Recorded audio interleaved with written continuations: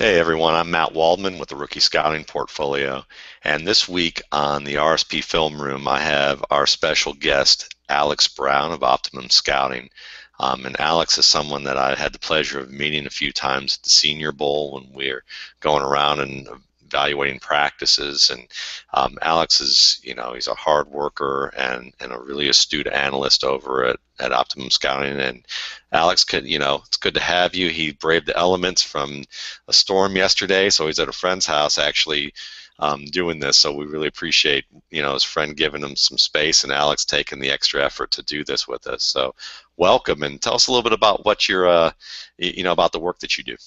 Hey, thanks for having me on. With Optimum Scouting, we do all the draft content for sportingnews.com, and we work with all-star leagues and professional agents and teams and whatnot doing pre-draft analysis through the media that we do in coverage, and then we do the scouting reports that are shot over to Ted Sundquist's website, The Football Educator. And so mainly we're a sports media, football scouting entity, and so we kind of do both angles of that, and we have different scouts that are located in different parts of the country, and so we break up all our conferences sort of regionally. So I have the Big 12 and the SEC because I'm from the central area.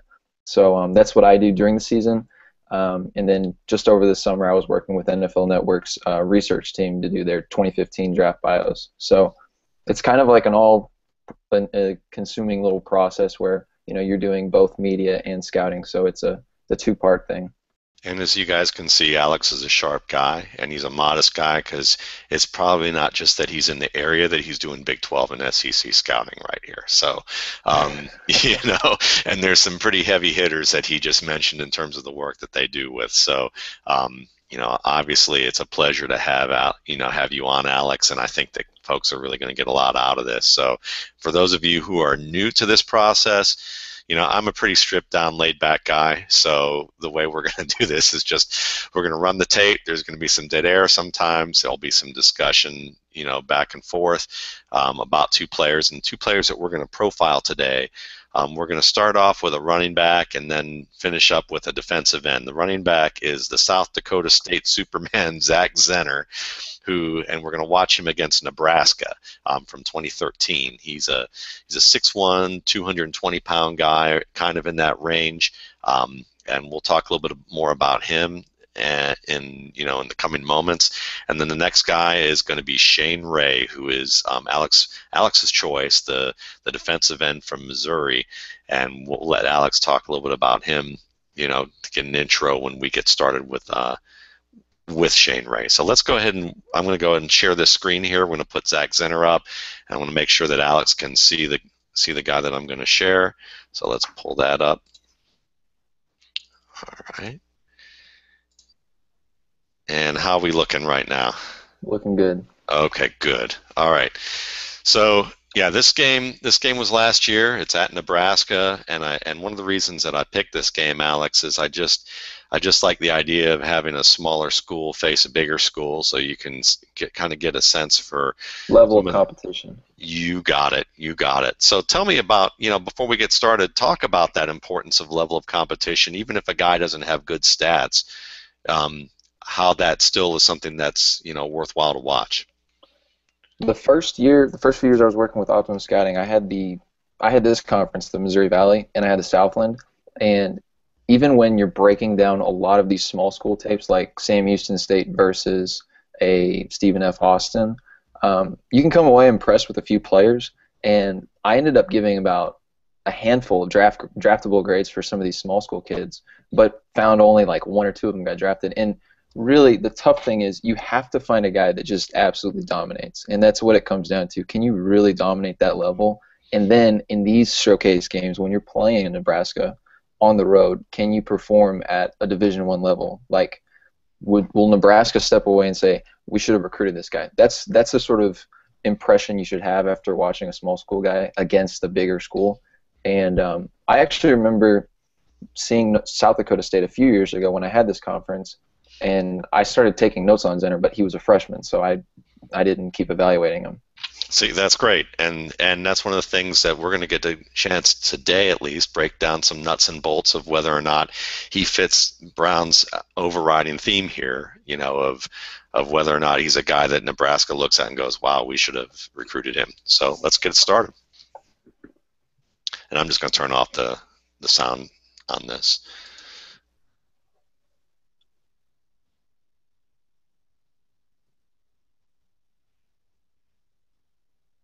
How's it going Can reception you run wise? that one back? That was a little choppy. Sure. And in fact, why don't we do a little half speed Awesome.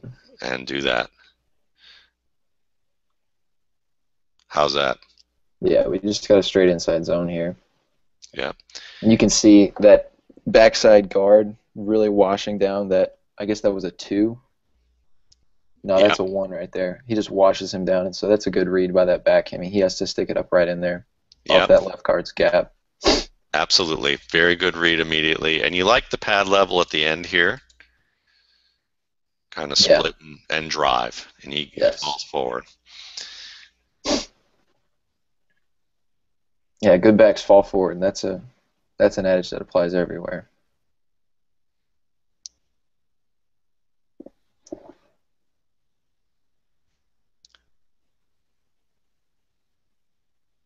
Yeah, you can see that pad level that you're talking about. And it really the best part about that run is when you lower your pad level through the hole right there, it creates a small surface area for that defender to hit, Yeah. and you can't get a clean look at him. It's the And perfect obviously, you execution. like the speed because you're going against a Division I opponent. He's able to split these second and third level defenders at the end of this run. Alex, that's a great point, especially when you look at this outside edge guy that I'm putting my cursor around. He looks like he thinks he's going to have the angle, and you would think he does, but he doesn't. He misjudges the speed of this Yeah, back, and he's late getting over there because that's a if we show this in full speed, you see the burst, but watch him split these two defensive backs, yeah. and it's a, Got and he that. Rewind that real quick. yeah This right here, splitting these two defenders right here. That's what you want to see from a small school guy. yeah, and they have the angle. Yes. Especially this guy coming from the 30, Yes. the top. And he's pulling away still at this point. And it doesn't look like he's running that hard either. Watch it one more time just for full effect because you're going to see this guy come over again. I believe we're looking at, let's see, who are we looking at here? This safety in that corner. Beats the edge man. Oh, it's not. It's actually the corner from the backside. But still, you're seeing that once he gets in the open field, he is definitely going to pull away. I like how he carries the ball, too. You notice that? I mean, even there, he's still kind of holding on to it like the way he carried it through the He ain't hole. giving that one up. And it's, He's taking that one home no, with yep.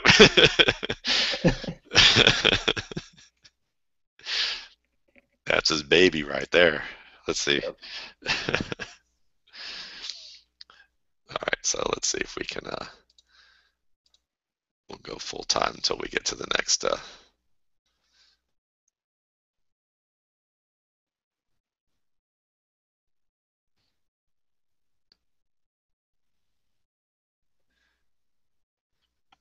right, so let's go to half speed here.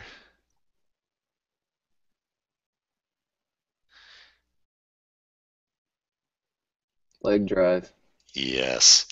And I like here because watch where, I think this is where they're trying, like you said, they're trying to kind of push down on this side, this guard, but you get some penetration where basically he's looking at that hole. And I still like how he slides here. Even though he runs into the back of his man a little bit, I like how he slides out and is able to run through this wrap enough to at least get some positive yards. When you see something like this, Alex, like, sometimes you'll hear people on Twitter or social media who are, peers of ours in our field who will talk about he's always running into the backs of his blockers. When you look at just an individual play like this, is this something that you would say qualifies or doesn't really qualify or yet to be determined? I don't think it qualifies because if you run that back a little bit, Yeah. wish I could point on yours. But the middle linebacker that's to the Right. gap to the left of that one Yeah. technique, so he's a two technique right here. That guy has that whole filled. That's a closed hole right there. Yep. So his vision immediately goes back over here where they have a body on a body. It's just a matter of kind of working across and trying to find a seam. So I don't rule that as a negative running into the back right there. I think he's just fighting for whatever yards he can get. I think I'm right there with you because I think it's, and you see that he's running with his eyes up and looking at scanning where he's supposed to go. He's reading the defense. I mean, right here where Alex said, see that where my cursor is, you see that middle linebacker, you see the exchange coming, and you see him filling that gap as Alex mentioned, and his eyes are up. And you see, if you look at it where his knees, hips, shoulders, and head are kind of pointed at this point, you can see that he's reading this secondary defender. Takes that next step right there, and now you're going to, and then all he's trying to do is bounce and slide, and he's not going to make it because of he was heading at a pretty good clip, but the fact that he's able to slide through and drag this defensive lineman a couple yards for a positive gain, that's good work.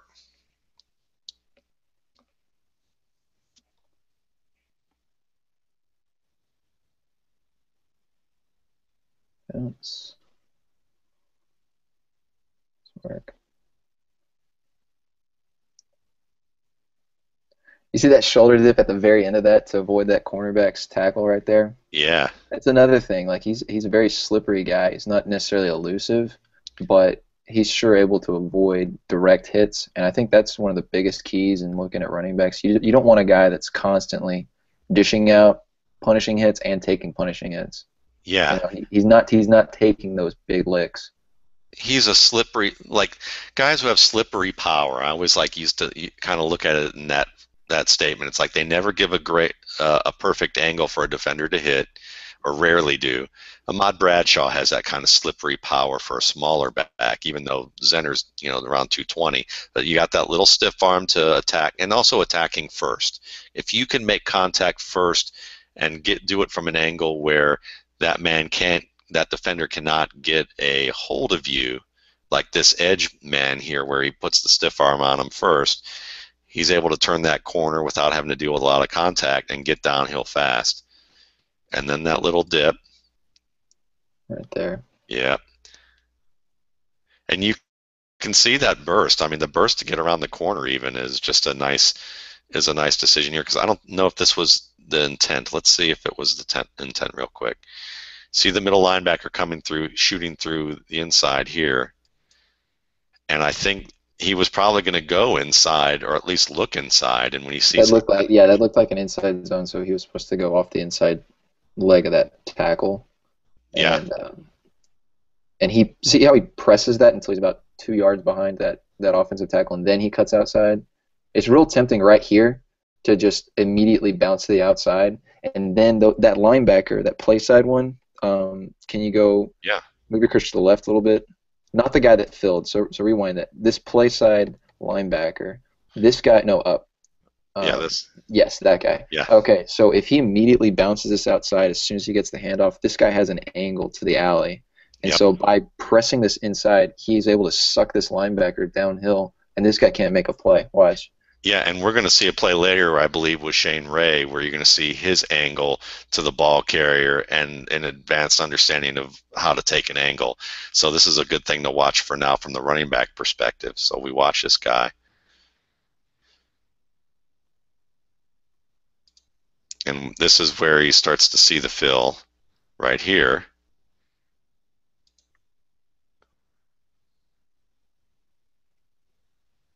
I mean, that's his play to make. That's that linebacker's play to make on that. He ends up making it, 40 yards down the field. He doesn't even make it. That's the funny, that's the sad part for him, at least in that stage. But yeah, I mean, like the point that he probably sees it. Let's look at just the point at where the running back sees. Let's see, right here. Right there. He sees it, but then he takes another step and veers out. And then you just have the burst, and right. Yeah. It's probably early to make a comparison. I did talk to another scout that I know about him last night and said that we were going to watch, you and I were going to watch him. And he said, I've taken some notes on him. He said, but I know a lot of guys in the NFL community seem to have issues trying to identify a proper comp for him. And you know, one of the funny things is I mentioned just from a standpoint of stride and the fact that he's not stiff, but he's not like a really fluid mover in space. Like he'll give the dip and he's able to dip and make a cut here and there and veer away, but he's fast. I almost see a bigger, stronger, maybe faster Donald Brown in the gate. I don't know if necessarily in his whole style of play, but I can see that. it's kind of like it's like a work in progress comp. He did say that some of the guys are hung up, and this is something that, we can talk about or not, but I mean, I think as a part of just evolutionary psychology, it's easy for us to look at players or look at, when we hire somebody or interview somebody, you interview somebody that you have a notion that's going to fit the bill, whether it's long-standing historical or not. So I think a lot of people sometimes look at someone like Zenner and go, well, I don't know how to compare him, and they go, No, what they do is he's a white running back. Let's compare him to Peyton Hillis. Let's compare him to Danny. If he's big, it's Peyton Hillis. If he's small, it's Danny Woodhead. Yep. Or he's not Toby Gerhart. No, not at all. Not at all. And sometimes you have to look past the fact that he's a white running back and say, what are the individual skills that they show here? Again, nice pad level here. This is a little blurry for me even, but you see the double team. It's a zone run. It gets to the second level, but he's reading the middle of this defense. He's reading the helmets. Nose tackle. Yeah. Yep. And when he sees that nose tackle that outside shoulder start to get to the left of his blocker, he knows he needs to cut that inside, and he's prepared for this hit. I mean, really low pad level. Yeah. And he doesn't run with when people often say this guy runs high, and you often see that a lot of good look. Yes. Yes, it is. And you often see, guys start high. So there are a lot of running backs that run high maybe naturally, but when they get into the range where they're going to deal with contact, they can get low. Yeah. I think he's one of those guys. I mean, are there any backs that remind you of guys who ran with high pad level in the NFL, but they ran high, but when it came time for anticipating contact or attacking, they'd get low? No, but I can think of a really talented guy that had his career a lot shorter than it should have been because he ran so high, and that's Chris Brown.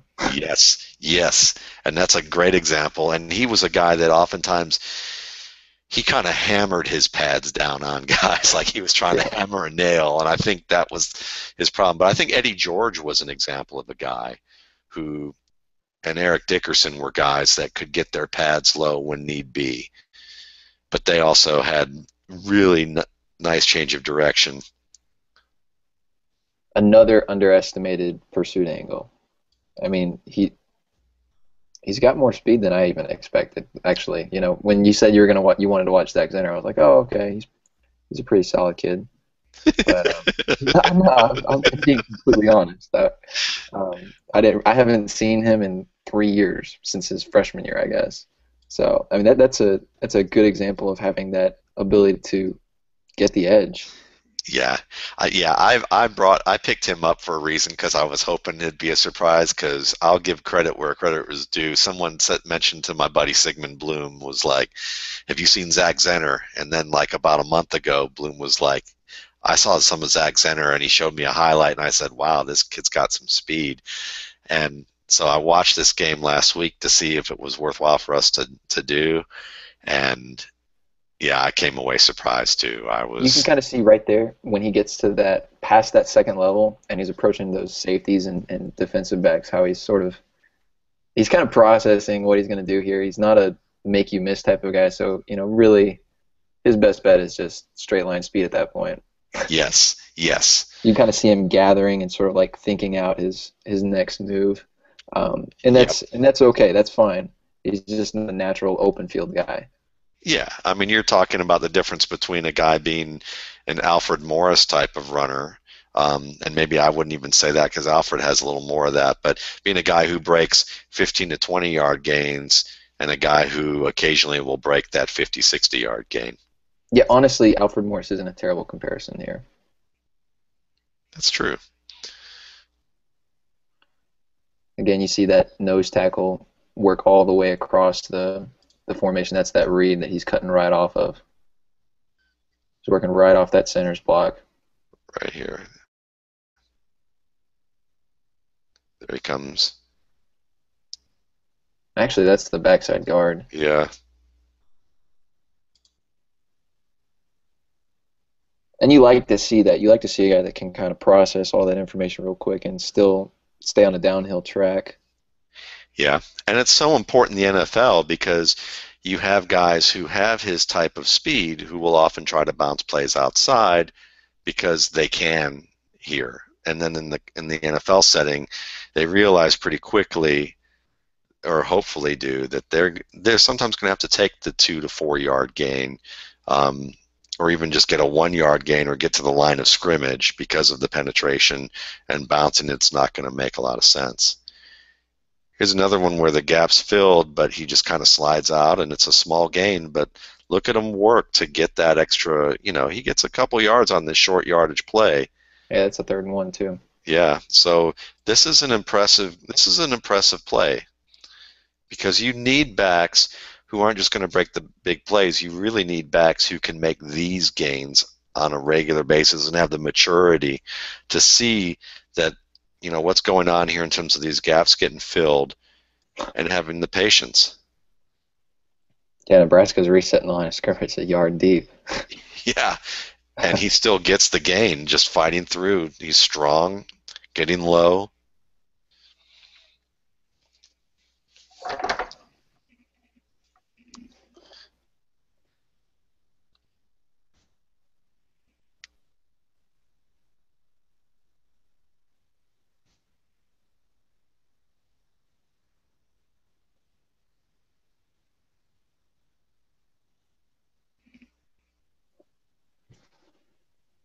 You run that one back? Oh, Yeah, oh, sweet. No, I yeah, like this yeah. one. I don't figure he did. It's that late cut where he's running right to set up that left guard's block. He sees that defensive tackle try to disengage to the inside, and he's able to really press that cut and get through the hole right. Okay, wait for it. Here. Yep. And Because there again, you see that pad level that you were talking about earlier.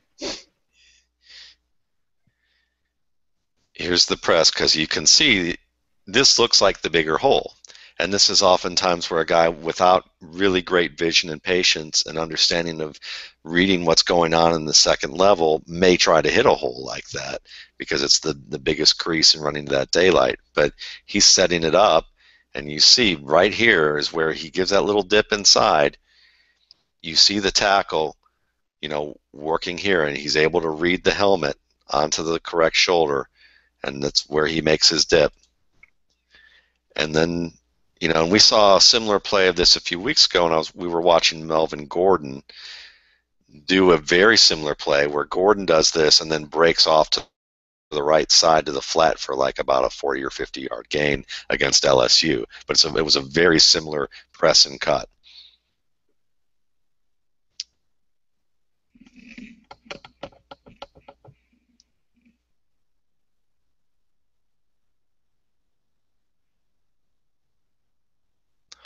I like this run.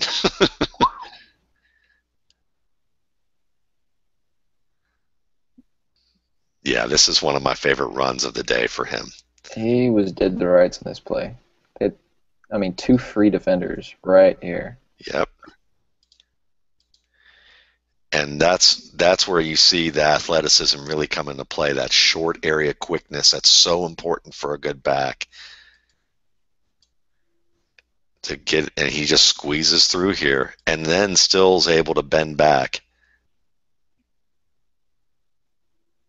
I mean, right there, the fact that he even got this many yards to this area right where he is a big deal. Yeah, that's huge. Let's just see it one more time because that's just a fun play to watch.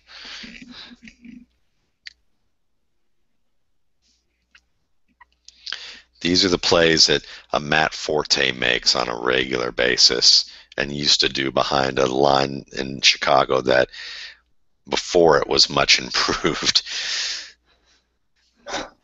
Yeah, you had guys like Jamarcus Webb starting at left tackle. Right, right. Or when he was at, this was another, I think I bring this up a lot to my readers, but, Forte at Tulane, watching him against LSU, kind of like this game. LSU, they had linemen who could bench press. Their entire team could bench press more. What was it? It was everyone but 3 players on LSU's team at that time could bench press more than the best lineman on Tulane when they played. And Forte averaged less than 2 yards a carry, I believe, in that game. And even though he had some 1 or 2 yard gains or 1 yard losses, the types of things he did like this against penetration where he was dead to rights was so impressive that you just threw out the stats. You just looked at the decision making like this and the agility to avoid the first man or two, and then the way he finished. It's just in this particular case, Nebraska didn't have as dead to rights as some of the LSU stuff I saw, but this was still mighty impressive. Tulane almost had them in that game, didn't they? I don't remember the outcome of that game, to be honest with you. No, I remember that year because it was either Forte and Kevin Smith for UCF were just like killing these records, these rushing records. Yeah, and Dorsey, I remember, was on LSU at that time. Uh,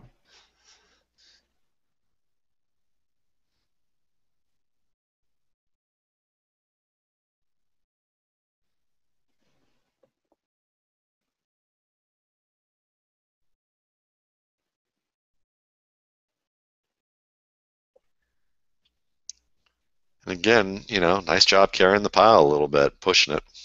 I call those runs, falling on your sword. Don't try to be a hero. There's nothing there. Yes. Ben Jarvis Green Ellis was very good at that.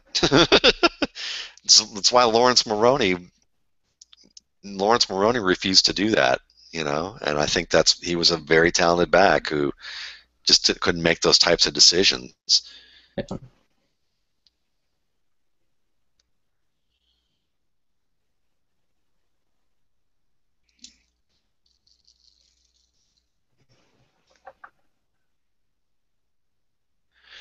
This is another play I like. We get a little pass protection here. You want to comment a little bit about watching Zenner pass Yeah, protect on this? on that right here, you see what you have to take away is the inside and set your base to where you forced him wide of the pocket. And as soon as he really steps on his toes right here with a strong, and your post step is the one that you get all your power from. That's your inside step, and then you work outward from there. It's when you don't set that post foot that a guy's able to just run right through you. But see, he's able to take that top side of the defensive end and just wash him down the pocket. That's what you want to see because that creates a throwing lane for the quarterback, even if he's working that side of the field. Right there. It's often more, about angles than it is about physicality. Yep. Yeah, that was another one of my favorite plays to see. And then he moves his feet throughout to keep that guy just running out of the pocket.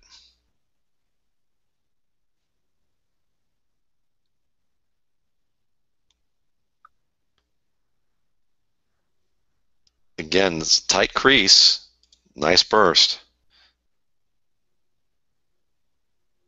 Well, not tight crease, kind of a secondary crease that he finds. But once he hits it, that's the thing about the difference between red zone angle and this angle.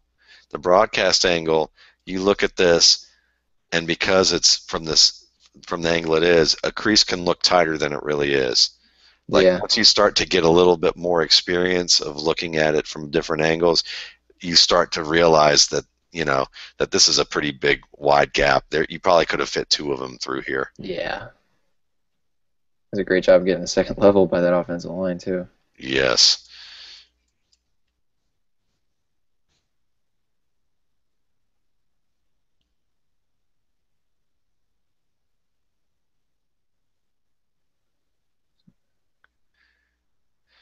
Ball security's been really nice throughout too. That's the fastest way to the bench, man. Yeah, no kidding.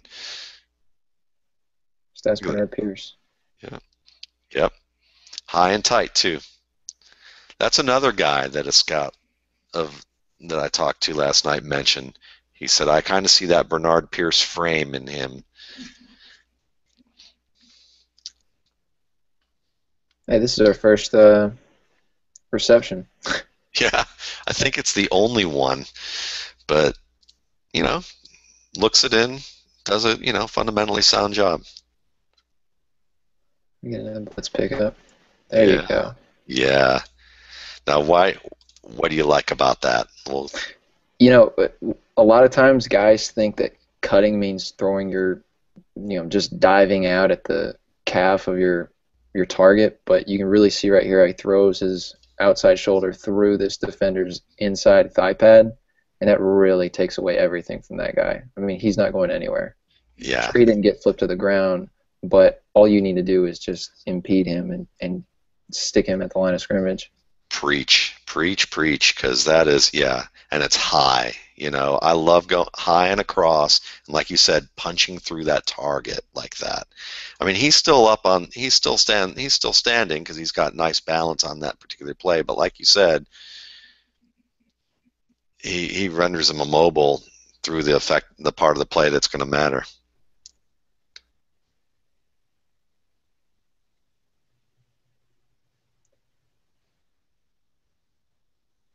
That's some speed too. Because this guy has the angle on the outside here. I mean, he's getting held up a little bit. I mean, Nebraska fits this perfect. Everybody's play side on their blocks and in pursuit, and he's able to outrun that edge defender. Like, again, I'm actually kind of surprised by this guy's speed.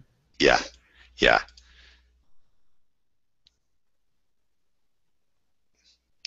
This is a guy that, would you say that based on what we've seen, the way the NFL plays out, I mean, there may be a team or two that's really savvy to him and says, we really like him, and they draft him earlier than we might expect.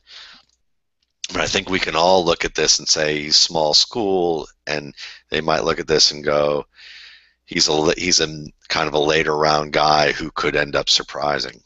Well, it's a stopwatch position, so it ultimately comes down to the combine. And as terrible as that is, because a player like Andre Ellington goes in the sixth round because he couldn't run a 40. Yeah. I mean, he's a much better player than that, and he's already shown that through a season. So, when it comes down to talking about draft stock for backs, that's probably the hardest one to really pinpoint because you have to be really special at one area or have a team fall in love with you. So I don't know if I could. I think the jury is still out on this guy. For sure. For sure. And I think that's what's going to be. He's going to be one of the more fascinating guys to follow, I would say, at this stage of the game, because you were definitely seeing the burst and the speed to pull away. But just in what I'm seeing is instinctiveness as a runner to set up blocks and Yes. knowing what's there for him. Yep. And that's, like you said, that's even more important.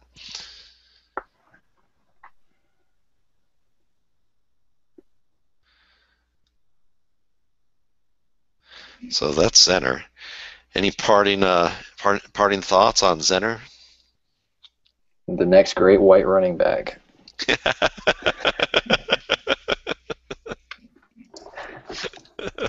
All right, there you have it. So, yeah, I think we covered him in good depth. So, our next guy here is Shane Ray. Can you tell us a little, Alex, about Shane Ray and why you picked him?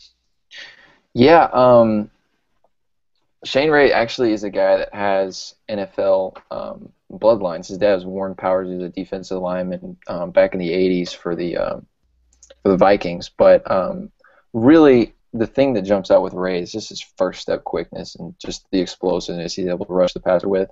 And I view him as a wide nine type of guy or a 3-4 backer. And the comparison that I ended up kind of seeing over and over again is a younger Jason Babin, because he really wins with the first step and he's getting up the field, or he's going to stunt inside. And I kind of want to really break down how he's playing blocks at the point of attack with his hands, because when I watched this game live, I haven't even gone over this a second time, but when I watched it live, it was really noticeable the effect he has when he's working upfield versus trying to play the line of scrimmage. And that's going to be something that NFL teams really have to sit down and decide, is he just a rotational guy that we can just rush and play off the edge, or can we play this guy as a 4-3 end? I think he's more of a situational guy to start, but that has a really plus upside for leagues now, because you're in so many sub packages. So really, I think he's a dynamic talent as a pass rusher that he's going to go higher than people expect, because athletically he's pretty impressive. Yeah, and I think I love how you broke them down and how you set up what we're going to be watching for today, because I'm going to be especially interested to see, what he's able to do that might indicate where that potential lies. Like, what are some indications that say, what do we see on the field that maybe he can learn a little bit more or develop a little bit more to be that full-time guy as opposed to just a rotational guy? So let's go ahead and get this guy started, and we'll run the tape.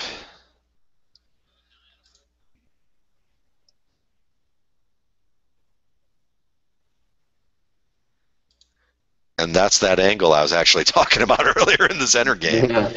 Because we'll do this half speed here.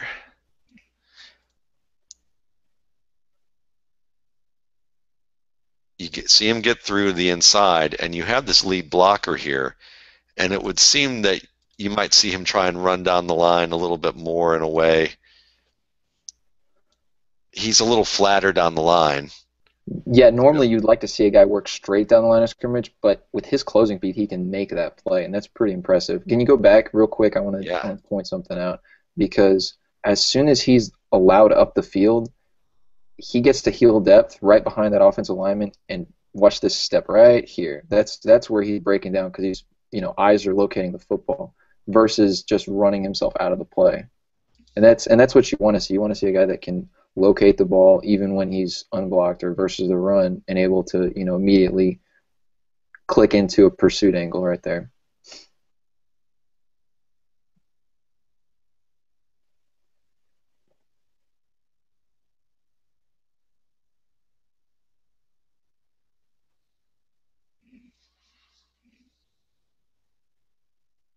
So right there, he's just stunning inside. Yeah. You kind of see a difference between his get off right there versus the other one.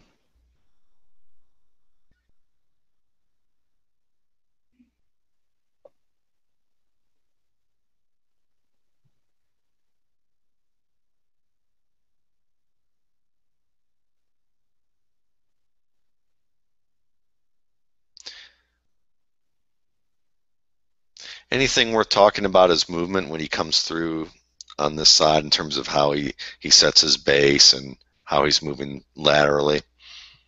He's actually really choppy right now, so I can't really comment. Okay. Here's what we'll do. We'll go full speed until there's something that you see that you want to note, and we'll go half speed from there. Gotcha.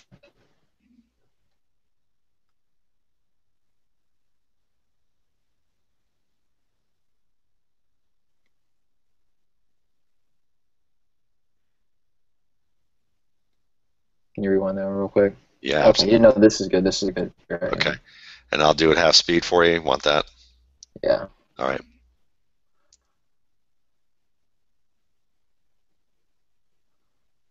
I would like on this play, on this particular one, he gives up the outside stem a little early. Like, he forces this inside move, and against a guy that's a real body leaner in Torian Wilson, who's a shorter armed guy, I feel like you need to press that speed rush component a little bit further to create more of an angle to the inside. Because as you can see right here, he can't clear the inside gap because he hasn't, forced that tackle's hips completely open to the sideline. It's a So lot like a little more patience is kind of what you're looking for here because he does have the speed, to press that a little more vertically. yeah, it's a lot like it's not like a running back pressing the hole. Yeah. He press upfield, but he maybe another step or two to get a push. And it's natural, to want to, lock into a move and sort of force the issue. Yeah.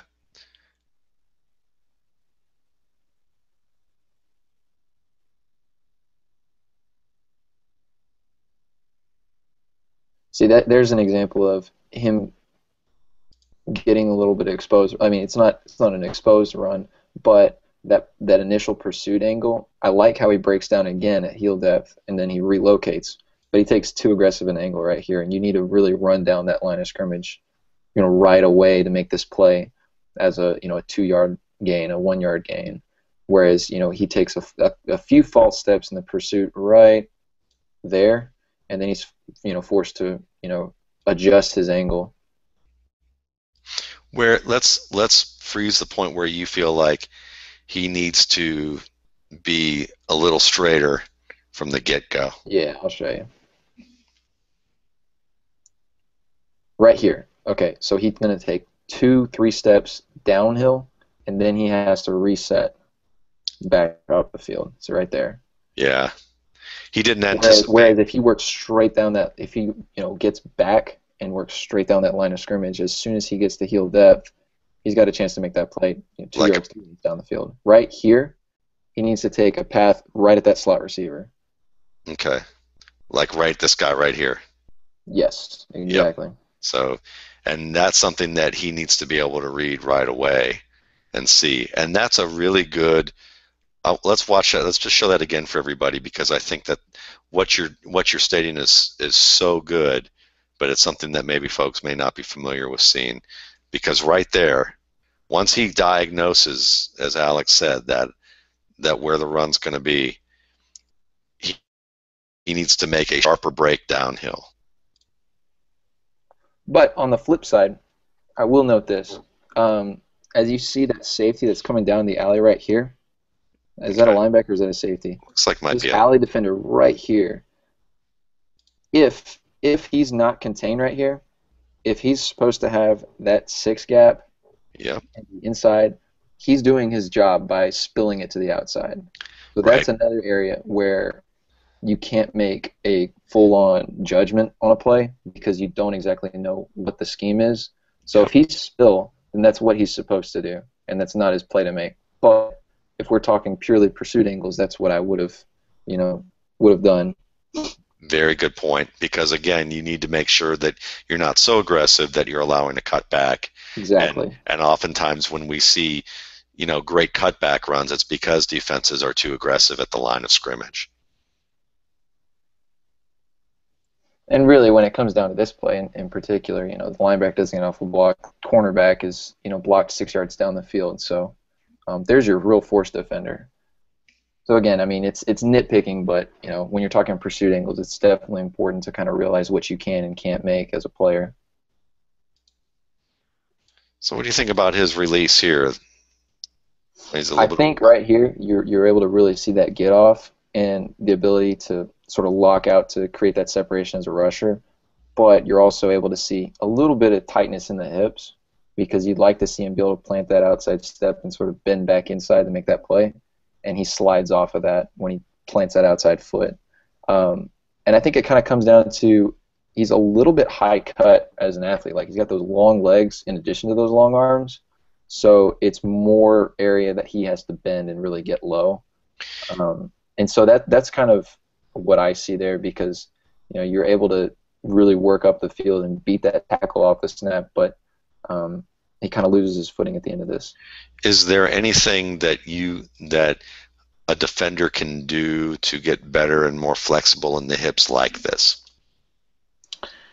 Um, as far as okay, the number one thing is not leaning so much through your rush and sort of sinking at the knees, using your knees to really win that leverage battle because he's playing over his toes right here. Right as he locks out, he pulls himself through and he's out of body control. So you really want a more balanced attack on that offensive tackle when once you realize it's a quarterback draw. It's So almost like he should be like he was about to sit down in a chair yes, almost. yes, yeah, you want to see that. And instead, yeah, that's a great analysis about he's over his toes right there. Wide receivers even do that when they try to settle down in a sense into a hard break rather than, take that one firm step and drop the hips.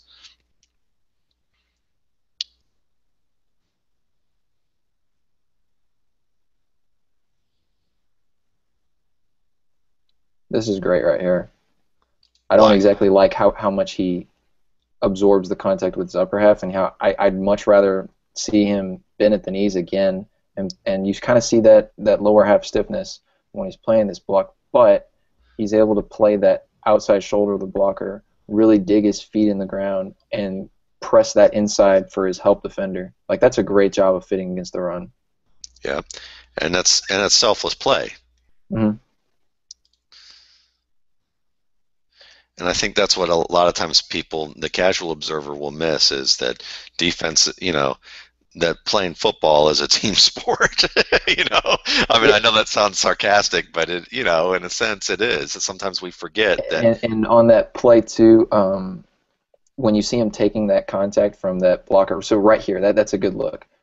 Because he's not able to land his hands and get a good inside fit, he's he doesn't bring his hips with him through the contact point to lock out, and so he's really body to body on the guy, and that's not what you're looking for. You want a guy to be able to lock out and create separation at the point of attack. Because see, look, he Yeah, really takes on this full block, and the hand placement is inside, but he's unable to sort of lock his hips out, yeah. and that's an issue. Like just the whole lower half fundamentals of the way he takes on blocks has sort of been the the negative remark on him, because even if you go back to the game that he played against Auburn in the SC title game, he was getting destroyed by Greg Robinson. So show me the point right here. Where are you looking at? Okay, so right here, you'd like to see that inside. Okay, so go back real quick, All right. just a second. He shoulders this right here, but I want to see him gather his feet, lock that inside hand on the chest plate of that blocker, and then press that block. So he needs to be having both hands locking out with his shoulders to the outside and keeping those feet pointed up the field. Because right now his feet and his shoulders are in an ideal position because he's able to play up the field and he's not turning his body to the sideline. But you don't see that punch and lockout to be able to play off of that blocker once the back is in position. Yeah, right here he's struggling. He's trying to, but he can't. Right, because his feet aren't underneath him, and he's not able to use his hips. And so then you see him now really take the full force of that block. Yeah, because he's not even really bending it. And like you said, part of that's the body type. You see as why that could be a little bit difficult because he is long-legged, and so you see that he has to get a little stronger to be able to dig in there and do that too, or Yes. just get the right angle to be able to work on being able to do that.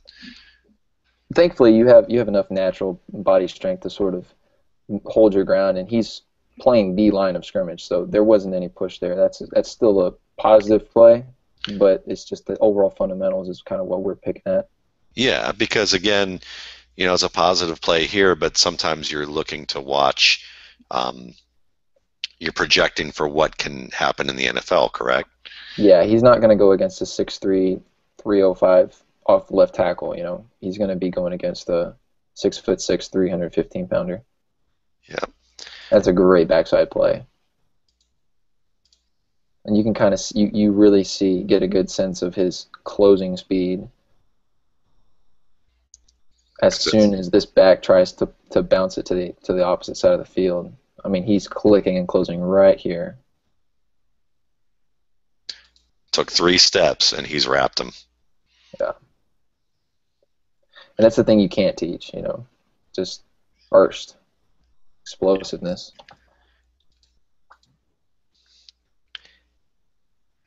Especially when you're heading the opposite direction. And we'll get to see it from here too. So this is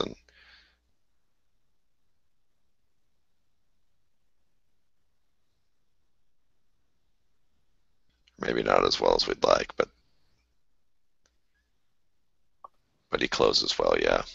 But even initially, I kind of like how he's playing square to the line of scrimmage, and he's shuffling down the line of scrimmage versus just turning his shoulders and just running to the play. Right here, you can kind of see it. Yep. And that's what I was commenting earlier about when he ran that little stunt what was out of the play. You see the shoulders being square on a consistent basis.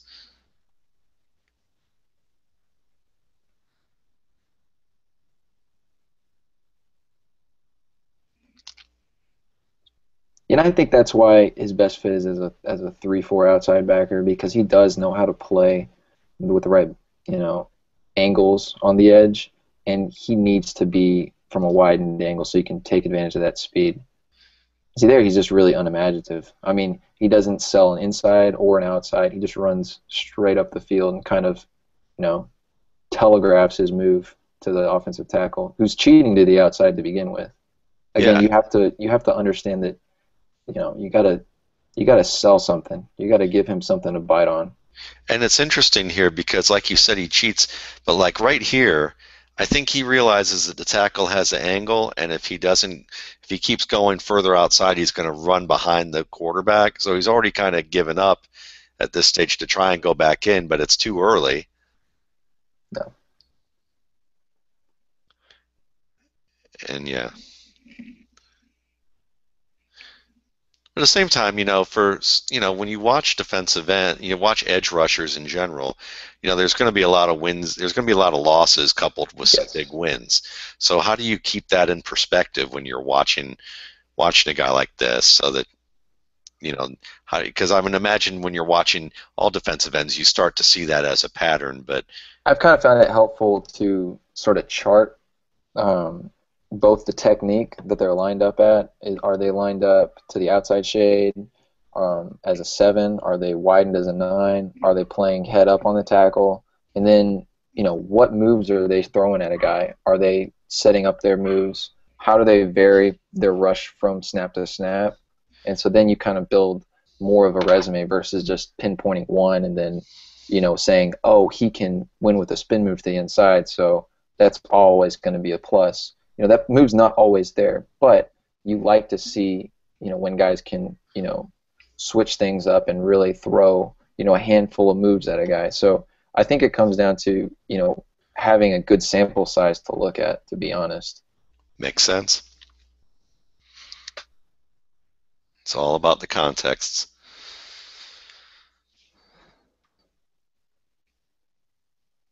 Who were some of your favorite edge rushers in the NFL, just out of curiosity? My favorite guy is Sheldon Richardson, and that's the highest defensive grade I've given. When I watched him, again, another Missouri guy, he just shows incredible athleticism and quickness on his feet for a guy that's 300 plus, and just the overall athleticism. But on top of it, he's a guy that's really quick with those hands, and you can immediately see a guy that's locating a break point. And when you talk about break points, that's the tackle, as soon as he punches, being able to find that punch, the hand that the tackle is giving you, and knocking that off your body and just disengaging immediately and then landing your hand. So it's a matter of quickness and timing for these defensive linemen that you really want to see. Kind of like a counterpunch in boxing, Yes. almost. Yes, absolutely. Okay. This is another example of him, being able to do kind of that outside linebacker type of work that you talked about here. Yeah, he actually plays into his teammates' gap and still has the closing speed to make that play. Yep. Whoops.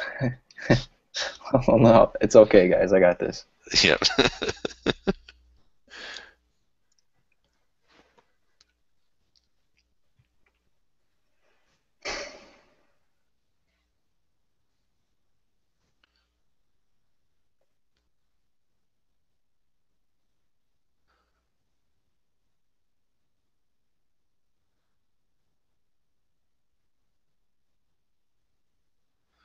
So we'll start to do a little bit more of regular time again until we find something. Yeah, and see, like honestly, on that last one, I'm Yeah. fine with that. Him running himself up the field because it's a 3rd and 7, and generally you're gonna have a deeper pass drop. So that's a speed rush that generally, if they're throwing a 5 step right there, he's making a play. So I'm totally fine with that. And you kind of have to realize that, like you said, they're not going to win every single pass rush snap. Yeah, and he's anticipating and that's a smart, I think that's a really astute observation to, again, talk about context. He has to guess that down and distance, deeper drop, most likely. And this was really, I mean, it's equivalent of like a 3-step drop from under center, the way that he does that shotgun drop there. Yeah.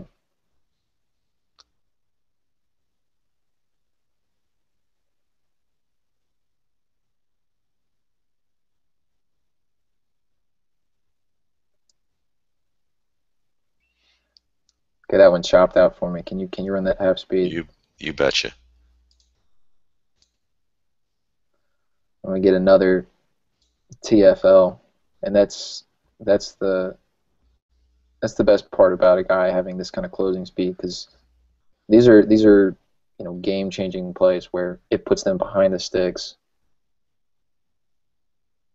And what do you call 2nd and 15? And this was kind of an example of a break point you're talking about, though he didn't get punched. He anticipates where the hands are heading for him and swats the hands away on this left tackle. Right there, kind of swatting Yeah. down. Yep.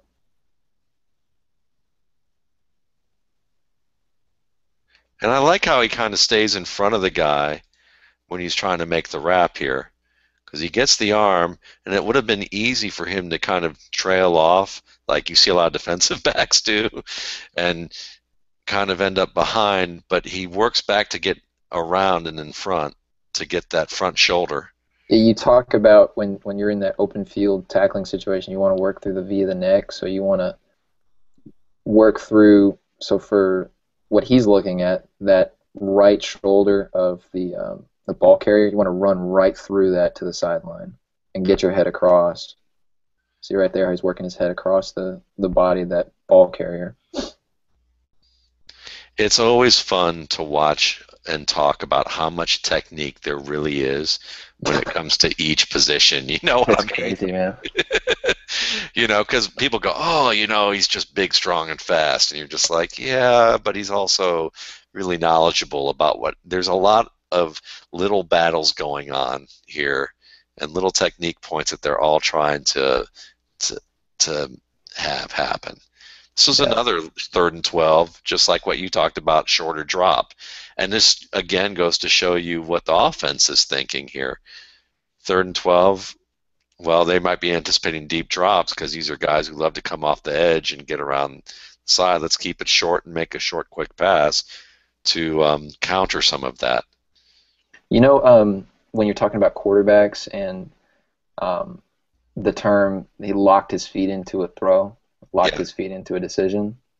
yeah, Um, that's kind of the case what I'm seeing with Ray, because he's either going to win with a pure speed set or lock into a outside to inside move. You don't see him really adjust that pass rush, mid play, during the play, yeah. and that's an instinctive thing that some guys have, and some guys have to really work hard to develop that. And so that's just an area where he's got to get better at, realizing, okay, he's trying to cut this off. What's my next move? Because he's really locking into these, speed rushes or an inside counter. Yes, and that's a great point, and that's probably that tipping point that we're talking about at the beginning of this of what would be the difference from him being a situational guy and being a every down guy. And it's important to, when you're, I mean, this is the 3rd game of the season for them, to really take into account every single snap you can watch on a player, because I mean, even going to a Geno Smith where first half of the season he looks like the next coming of, I don't know, Peyton Manning, with the way he's throwing the football around, that second half collapse. On the flip side, you can find guys that really develop throughout the season. That's a huge positive sign that you want to see. So it's important to really pay attention how Ray plays, through SEC conference play when he's going against guys like, John Theus for Georgia, who's a solid left tackle, who has NFL size, and those are better matchups to really gauge, because this guy that he's playing against right now is a 6'3" guy that's probably going to be playing guard at the next level. And what's interesting is, watch when you talk about how he commits to one thing and can't switch up. This is a good example on this run play, because he gets that inside. He's basically coming to that inside, and part of that may be also gap responsibility. Yes, and that's another important thing to realize. But right here, you can see how he doesn't have his base set, and he can't bring his hips to anchor at the point of attack right there. So he's on skates. What he's doing right here, what I'm assuming he's taught to do, is just wrong arm, and that's when you're the unblocked guy and you're getting a kick out block, ripping across the inside shoulder of that guard, and you gap replace with the linebacker. So the linebacker now has edge contain, and you have that inside gap. But on top of that, that's the issue that I see is just not having your base set and really playing from the ground up at the point of attack.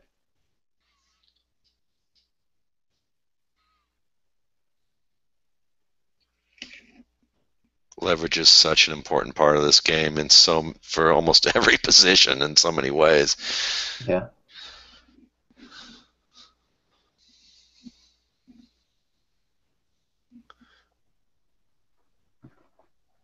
All right. How are we doing on time? Doing good. Okay. I want to be considerate of that with you. I mean, I'm enjoying this, so this is good, and I think it's very instructive.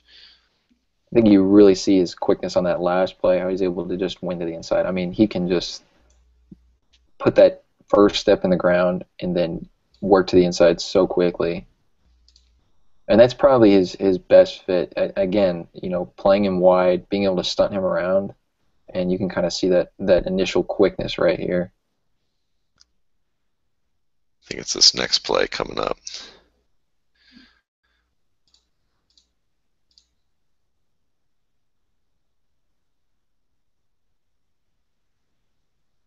Maybe not. All right. No, it was a previous one, but yeah, it's all good. It's fine.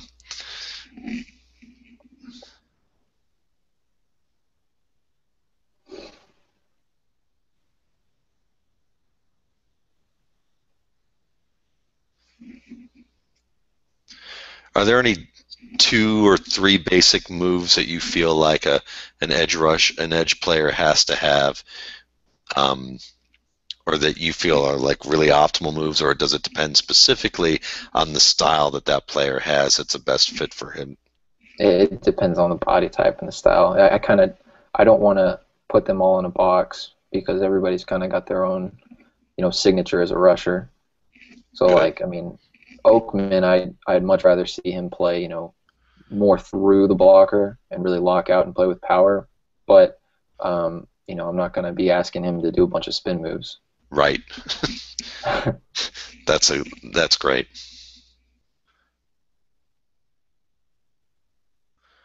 And I think that's a big part of good scouting, is that you're looking at these players as individuals and what they're best suited to do. Can you run that one half speed real quick? Yeah. Because when it runs full speed, it just skips. Sure.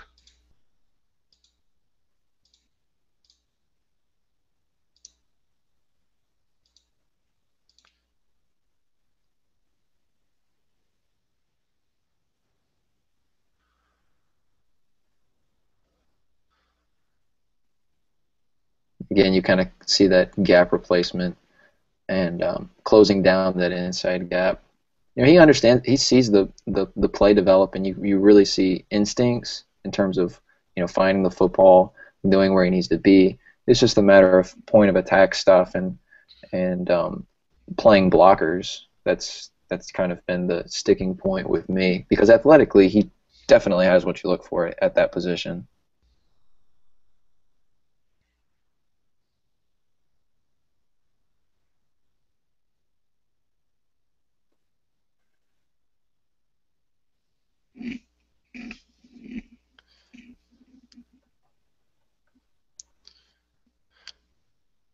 Do you have a favorite position you like to watch? Do you have a few favorites?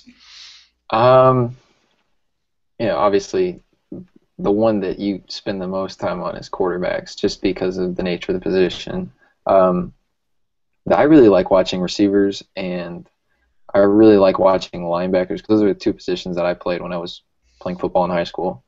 Um, and it's sort of the ones that you're more familiar with in terms of the individual technique and the type of footwork you have to have on different route concepts to body control through cuts and I think the coolest thing that I've been focusing on with receivers is trying to determine if a guy is like a natural hands catcher. So, you know, if the guy's catching the front half of the ball or his hands are really loud at the catch point, he's really, sticking the catch, but he's not necessarily a natural hands catcher. You want to see a guy really, absorb the catch. So I'd probably say receiver. That's one of the more fun ones for me. Yeah, I'm right there with you. We'll have to watch a receiver together down the line too, because that should be a lot of fun.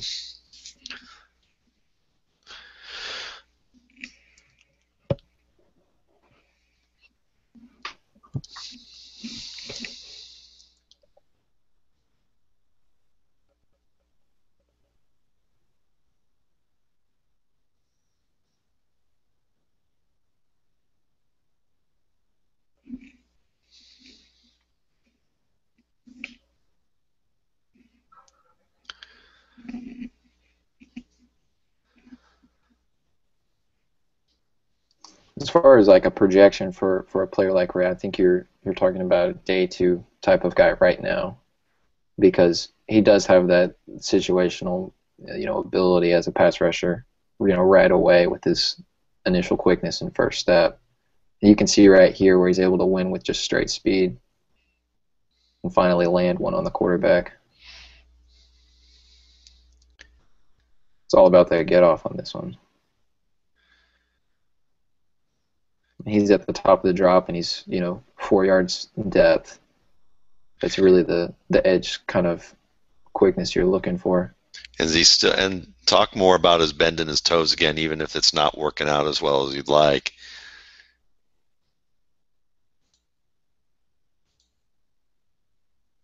Yeah, he's playing a little more from the base, and he's not so far out in front of his, center of gravity on that one. That's why he's able to really kind of work back to the inside at the top of that rush. But you can still see it, what You you can still pointed see out. it. Yeah, you can still see it. That he's not a natural bender. He's just a up the field speed guy, which kind of goes back to the whole Babin thing because he kind of has to lock into moves too. Um, I think worst case scenario, you kind of have an Andre Branch type of edge guy, because Yeah, Branch is another player that has that first step quickness, but he really lacks the ideal body control, once he gets to the top of that rush. And you kind of see that with Ray here. yeah. I mean, like when you see somebody like Jason Pierre-Paul in his prime You know. bend, See, that's a little better right there. That right there. yeah. Let's watch it again. I think that kind of goes back to just overall patience because he really forces moves. But right here, it looks a little more natural. Right, stick that outside step right here. Yeah, and it goes back to having those long legs. It's more area to bend. Yeah. And it seems to me, I mean, just let me ask you, because this is a chance for me to learn a little bit, but let me see, find the point where I feel like if he were able to bend at a certain point, like here, it seems to me like this would be the point where I would see a top NFL edge rusher who can bend already kind of have his hips bent a little bit deeper, and he's leaned at more of an angle into the defender with that inside arm locked in, and he's kind of bending around with a little bit Yes. tighter angle. And the fact that he's already kind of straight up and down like this makes it, you That's know, concerning. Yeah. No, no, yeah, absolutely. And when you go back, you were talking about how he was locked out, and that's really important at that top of that rush to really able, keep your chest plate clean from this guy. But to finish it right, okay, right here, you want to see that outside arm work back across and set up a club and rip to clear, to fully clear that offensive lineman. And while you're doing that, um, you know, sticking that outside foot and being able to bend back to the inside. That's a tough move to make, but that's the bar that you look for a edge guy in the league. You want yeah. those flexible hips, and it's Like kind of Robert messing that up. Mathis can do that. Yeah, Yeah, for a smaller guy, I would say in some regards. yeah, those are a good look.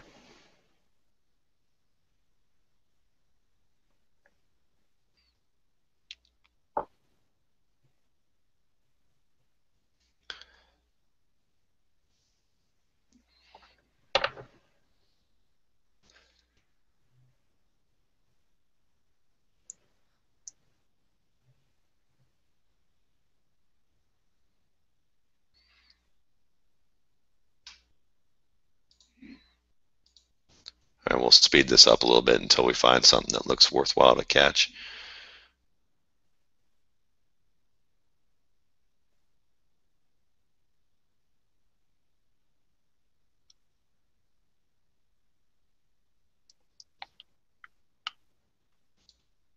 There's another one that we can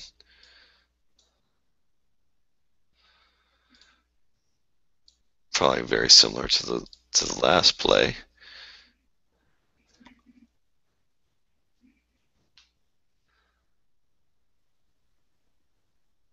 Quick get off. He's got a decent angle there, but he's kind of still playing off his toes a little bit. But he was quick to the ball, or quick to the pocket there. Yeah, he wins with his initial quickness and closing burst. Like that's his That's game. yeah,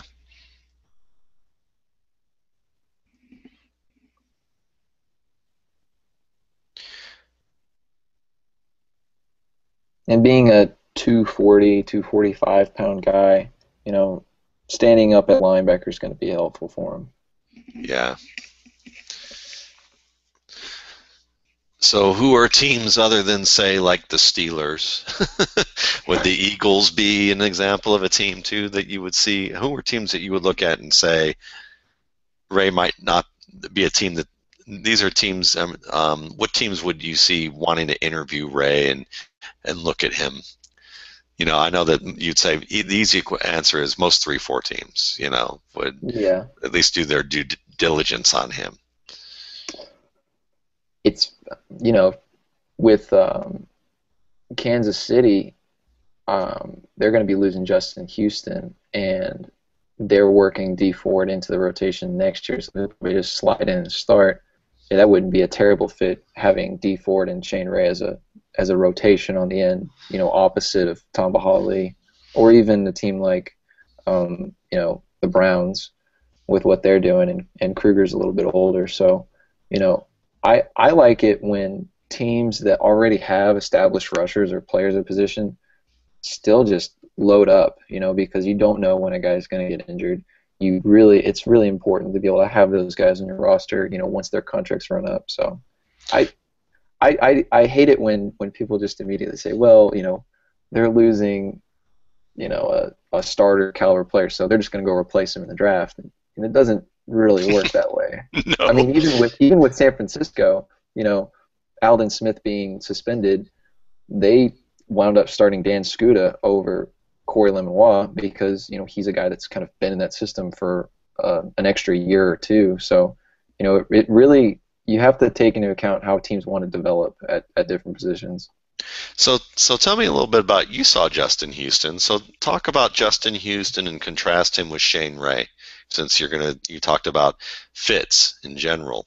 Talk about where Justin Houston was at Georgia and where he is now compared to where Shane Ray is and where that development trajectory might be the same or different.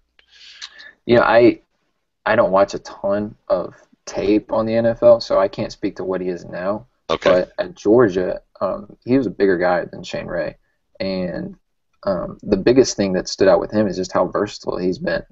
Play stand up, move around, just a really, really impressive athlete at that size. And the only thing that kept him from being a top 15 pick was didn't he get busted for Yeah. a drug test at the combine? I mean, that's the dumbest thing in the world. But um, talent-wise, I think he should have been a top 15, top 20 guy. It was just the off-the-field stuff. And what about D Ford? What'd you think about D? You know, I'm an Auburn guy, and that's where my dad went to school, so I kind of already knew a lot about D before really evaluating him as a player. And he was a one-trick pony his entire career. I mean, he was a speed rush only or an inside track guy, and so that's kind of why I brought up Shane Ray, because they kind of have similar, styles initially as players. But as a senior, I mean, he came back from an injury and showed this power element that you like didn't see on his junior tape or his sophomore tape. And I think that's why he ended up being a first round pick, because he showed the ability to, once his speed's cut off, can I work through the inside of this offensive tackle that's really oversetting? And that was probably the most impressive thing about D Ford, because he was able to develop past just a speed rush component. Excellent. Excellent stuff. Alex, this was great. I really enjoyed this, and I learned a lot about actually about edge rushing, just getting the chance to listen to you talk, especially about the footwork and really where you want the balance of where your feet to be. And that was I thought that was really instructional. So I appreciate you being on with me today. It was my pleasure. It was fun looking at the next great white running back. Yeah, right. Yeah, let's see how that works out, right? Yeah. So good. Well, again, this was the RSP Film Room. You can check out other RSP film rooms at mattwaldmanrsp.com, or you can look my name up, Matt Waldman, on YouTube, and you can find my channel and check out the other 5 as well when you have time and go through it here. So we're going to sign out here, and we'll catch you guys later.